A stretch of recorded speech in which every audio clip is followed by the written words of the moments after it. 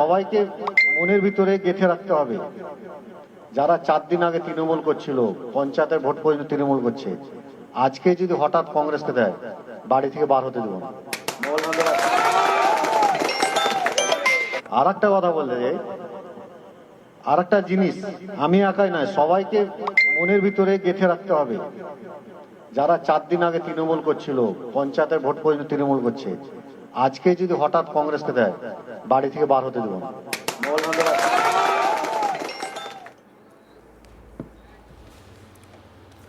শুনলেন তো, পঞ্চায়েত প্রধানের স্বামী, এলাকায় তৃণমূল নেতা বলে পরিচিত এক ব্যক্তি প্রকাশ্যে হুঁশিয়ারি দিচ্ছেন, যারা তৃণমূল করেন তারা যদি কংগ্রেসকে ভোট দেন তাহলে তাদের বাড়ি থেকে বের হতে দেব না। যে নেতাই হুঁশিয়ারি দিচ্ছেন তার নাম টনিক আলম। ঘটনাস্থল বীরভূমের মুরারই বিধানসভা কেন্দ্রের ডুমুর গ্রাম পঞ্চায়েতের। বীরভূম জেলার মুরারই বিধানসভা কেন্দ্রের ডুমুর গ্রাম পঞ্চায়েতকে ঘিরে সাম্প্রতিক যে ঘটনা সামনে এসেছে তা শুধুমাত্র একটি মন্তব্য নয়, রাজনৈতিক বিতর্কের বিষয় নয়, এটি বৃহত্তর গণতান্ত্রিক পরিবেশ, ভোটের স্বাধীনতা এবং রাজনৈতিক সংস্কৃতির গভীর সংকটকে সামনে নিয়ে এসেছে। নির্বাচনের আগে যখন রাজ্যের বিভিন্ন প্রান্তে রাজনৈতিক প্রচার তুঙ্গে, ঠিক সেই সময় এক তৃণমূল নেতার বক্তব্য ঘিরে তৈরি হয়েছে চরম উত্তেজনা এবং বিতর্ক। অভিযোগ অনুযায়ী তৃণমূল কংগ্রেসের এক স্থানীয় নেতা টনিক আলম, যিনি গ্রাম পঞ্চায়েত প্রধানের স্বামী বলেও পরিচিত, একটি নির্বাচনী সভায় মাইকে হুমকি দিয়েছেন, যারা তৃণমূল করেন তারা যদি ভারতীয় জাতীয় কংগ্রেসকে ভোট দেন তাহলে তাদের বাড়ি থেকে বের হতে দেওয়া হবে না। এই মন্তব্য প্রকাশ্যে আসতেই এলাকায় চাঞ্চল্য ছড়িয়ে পড়ে, রাজনৈতিক মহলে শুরু হয় তীব্র প্রতিক্রিয়া। ডুমুর গ্রাম পঞ্চায়েতে আয়োজিত একটি নির্বাচনী সভায় মন্তব্য করা হয় বলে স্থানীয় সূত্রে জানা গেছে। সভাটি ছিল মুরারই বিধানসভা কেন্দ্রের তৃণমূল প্রার্থী মোশাররফ হোসেনের সমর্থনে। সেখানে বক্তব্য রাখতে গিয়ে টনিক আলম এই বিতর্কিত মন্তব্য করে বসেন। বিস্তারিত আরো বলার আগে আর একবার শুনুন টনিকের টনিক, দেখুন। আমি একাই নয়, সবাইকে মনের ভিতরে গেঁথে রাখতে হবে, যারা 4 দিন আগে তৃণমূল করছিল, পঞ্চায়েতের ভোট পর্যন্ত তৃণমূল করছে, আজকে যদি হঠাৎ কংগ্রেসকে দেয়, বাড়ি থেকে বার হতে দেবো না। আর একটা কথা বলতে যাই, আর একটা জিনিস, আমি একাই নয়, সবাইকে মনের ভিতরে গেঁথে রাখতে হবে, যারা 4 দিন আগে তৃণমূল করছিল, পঞ্চায়েতের ভোট পর্যন্ত তৃণমূল করছে, আজকে যদি হঠাৎ কংগ্রেসকে দেয়, বাড়ি থেকে বার হতে দেবো না। স্থানীয় সূত্রে জানা গিয়েছে, গতকাল সন্ধ্যায় এলাকায় তৃণমূল কংগ্রেসের একটি নির্বাচনী সভার আয়োজন করা হয়। ওই সভায় মুরারই বিধানসভা তৃণমূল কংগ্রেসের প্রার্থী মোশাররফ হোসেনের সমর্থনে বক্তব্য রাখছিলেন এই টনিক আলম। সেই সময় তিনি মাইকে বলেন, যারা তৃণমূল করেন তারা যদি কংগ্রেসকে ভোট দেন তাহলে তাদের বাড়ি থেকে বের হতে দেওয়া হবে না। এই মন্তব্য ঘিরে এলাকায় চাঞ্চল্য ছড়িয়েছে। ভোটের আগে এ ধরনের মন্তব্যকে কেন্দ্র করে রাজনৈতিক মহলে শুরু হয়েছে চাপানুতর। যদিও এই অভিযোগ নিয়ে তৃণমূল কংগ্রেসের পক্ষ থেকে এখনো পর্যন্ত কোনো প্রতিক্রিয়া পাওয়া যায়নি, যেটা খুবই স্বাভাবিক।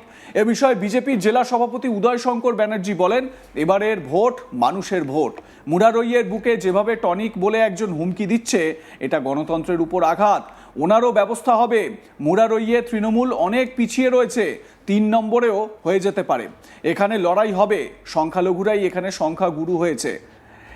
এই লড়াইয়ে তৃণমূল কংগ্রেস ভীত সন্ত্রস্ত সনাতনী মানুষ এই বিধানসভার বিজেপিকেই ভোট দেবেন।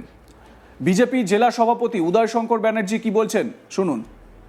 মুরারই বুকেও স্বচ্ছ নির্বাচন হবে, শুধু আপনারা দেখতে থাকুন যে তৃণমূল কংগ্রেসের এই সমস্ত দুর্নীতিবাজ, দুষ্কৃতী মাফিয়া যারা এতদিন ধরে বুথ দখল, বুথ ছাপ্পা করে এসছে, সাধু সাবধান। এবারের ভোট মানুষের ভোট। তো আপনাদিকে বলা হচ্ছে, আপনারা এই ধরনের বাঁদরামির কাজ করবেন না, এটা আপনাদের ভবিষ্যতের ফল খারাপ হতে পারে।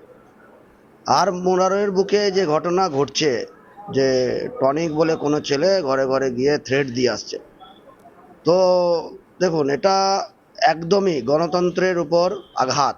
আর ওনারা তো গণতন্ত্র মানেন না, তো স্বাভাবিকভাবে ওনারও ব্যবস্থা হবে। দাদা, আপনারা তো ভারতীয় জনতা পার্টি, এখন ভারতীয় জনতা পার্টি ছেড়ে কংগ্রেস কিরকম হুমকি দিচ্ছে, এই নিয়ে আপনারা কি বলবেন? দেখুন, আমাদের কাছে যতদূর খবর আছে, যা শোনা যাচ্ছে, মোরারই আজকের দিনে তৃণমূল কংগ্রেস যদি ঠিকঠাক ভোট আমরা চেষ্টা করছি করানোর, আর হবেও, তাতে তৃণমূল কংগ্রেস কিন্তু অনেক পিছিয়ে আছে, 3 নম্বরেও হয়ে যেতে পারে। সঞ্জীবুর রহমান বিশিষ্ট ব্যবসায়ী, গভর্নমেন্ট কন্ট্রাক্টর, উনি তৃণমূলেই ছিলেন, কিন্তু তৃণমূলের টিকিট না পাওয়ার জন্য উনি তৃণমূলের টিকিটের দাবিদারও ছিলেন, আমাদের কাছে যা খবর আছে। তো উনি টিকিট পাননি, তো স্বাভাবিকভাবে কংগ্রেস সেই জায়গাটা ধরেছে এবং কংগ্রেস থেকে উনি দাঁড়িয়েছেন। তো এখানে লড়াই হবে, যেহেতু আপনারা সবাই জানেন যে মোরারই বিধানসভা সংখ্যালঘুরা আজকে সংখ্যাগুরু হয়েছে। তো স্বাভাবিকভাবে সেখানে কিন্তু সংখ্যালঘু মানে সংখ্যাগুরু যারা আজকে মোরারই বিধানসভার, তো তাদের মধ্যে লড়াই হবে। তো স্বাভাবিকভাবে সেই লড়াইয়ে তৃণমূল কংগ্রেস ভীত সন্তুষ্ট যে যেহেতু মুসলিম ভোট ওনাদের একতরফা পড়ে আসছে 2011 সালের পর থেকে, তো স্বাভাবিকভাবে সঞ্জীবুর রহমান উনি কিন্তু ভোট টানবেন এবং ভোট কাটবেন, এলাকায় ওনার যথেষ্ট প্রভাব আছে। ঘটনাকে ঘিরে স্থানীয় স্তরে উত্তেজনা তৈরি হয়েছে বলেই জানা গিয়েছে। এ বিষয়ে আমার সহকর্মী শান্তনু হাজরা তার প্রতিবেদনে কি বলছেন শুনুন। বঙ্গে 2026-এ যে নির্বাচন, সেই নির্বাচনকে কেন্দ্র করে বীরভূম জেলায় নানান চিত্র কিন্তু উঠে এসেছে। কখনো আমরা দেখেছি যে একেবারে মাঠে নেমে শ্রমিকের কাজ করতে, পেঁয়াজ তুলতে, ধান কাটতে, সর্ষে ঝাড়াই করতে, রাজমিস্ত্রি যে শ্রমিক, সেই সময়ের মশলা মাখিয়ে শ্রমিকদের সাথে হাতে কাজ লাগানো, ঝুড়ি বাঁধানো, বিভিন্ন কাজকর্ম কিন্তু আমরা লাগাতার দেখেছি। এর বাইরে সবচেয়ে একটি বিরল দৃশ্য কিন্তু এবার দেখা গেল। কখনো দেখেছি অনেক প্রার্থী ঢাক বাজিয়েছে, ঢোল বাজিয়েছে, একেবারে বিভিন্ন ধরনের রূপে কিন্তু দেখা গিয়েছে বিভিন্ন কেন্দ্রের প্রার্থীকে, সে ভারতীয় জনতা পার্টির হোক বা তৃণমূল কংগ্রেসের হোক বা অন্যান্য দলের প্রার্থী হোক। তবে জাতীয় কংগ্রেস, বাম এবং তৃণমূলের মনোনয়ন দাখিলের পর একেবারে দেখা গেল জাতীয় কংগ্রেস, সেই জাতীয় কংগ্রেসের প্রার্থীরা মনোনয়ন দাখিল করেছে। তবে এই 11টি বিধানসভার মধ্যে জাতীয় কংগ্রেসের অন্য এক প্রার্থী এক বিরল প্রচারের আলোয় তিনি এসেছেন। তিনি হচ্ছেন নলহাটি বিধানসভা কেন্দ্রের জাতীয় কংগ্রেসের বিধায়ক পদপ্রার্থী আব্দুল করিম। তিনি কিন্তু মনোনয়ন দাখিলের পরই কিন্তু প্রচারে নেমেছেন। প্রচারে নেমে কিন্তু তিনি একেবারে শারীরিক চিকিৎসা করে প্রেসক্রিপশন কিন্তু লিখে দিচ্ছেন এবং মানুষ জিজ্ঞাসা করছে, নলহাটি একটি এলাকায় দেখা গিয়েছে তাকে, যে এক গ্রামে এক বৃদ্ধার সাথে তিনি বার্তালাপ করছেন এবং তার যে শারীরিক অসুস্থ তাকে জানাচ্ছেন এবং সেই জানানোর পর তাকে প্রেসক্রিপশন চেক করছেন। প্রেসক্রিপশন চেক করার পরও তিনি কিন্তু সেই ব্যক্তিকে চিকিৎসাও করে দিচ্ছেন। শুধু এরকম নয়, ছোটোখাটো অনেক গ্রামে অনেক মানুষের নানান অসুবিধা বা নানান অসুখের যে কারণ, সেই কিন্তু সেটা করার পর তিনি কিন্তু একেবারে দেখা যাচ্ছে যে সবার জন্য প্রেসক্রিপশন লিখে দিচ্ছে। কেন তেমনটা তিনি করতে পারছেন? আসলে এই নলহাটি বিধানসভা কেন্দ্রের জাতীয় কংগ্রেসের বিধায়ক পদপ্রার্থী তিনি কিন্তু পেশায় চিকিৎসক, সেই কারণেই কিন্তু এই সুবাদে বাকি যে মানুষেরা যেটা করতে পারছে না তিনি কিন্তু সেটা করতে পারছেন। আমরা দেখেইছি যে বীরভূম জেলায় যে 11টি বিধানসভা রয়েছে, সেই 11 বিধানসভায় কেন্দ্রেই ভারতীয় জনতা পার্টির প্রার্থী, তৃণমূল কংগ্রেসের প্রার্থী, এই দুই রাজনৈতিক দলের প্রার্থীরা ভিন্ন ভিন্ন প্রচারের আলোয় কিন্তু আসতে দেখা গিয়েছে। কখনো এই প্রার্থীদের প্রচারে হেভিওয়েট বা তারকা প্রার্থীরাও প্রচারে এসেছে। আপনাদের মতামতের বিষয় কি জানাতে থাকুন, দেখতে থাকুন আজ তাক বাংলা।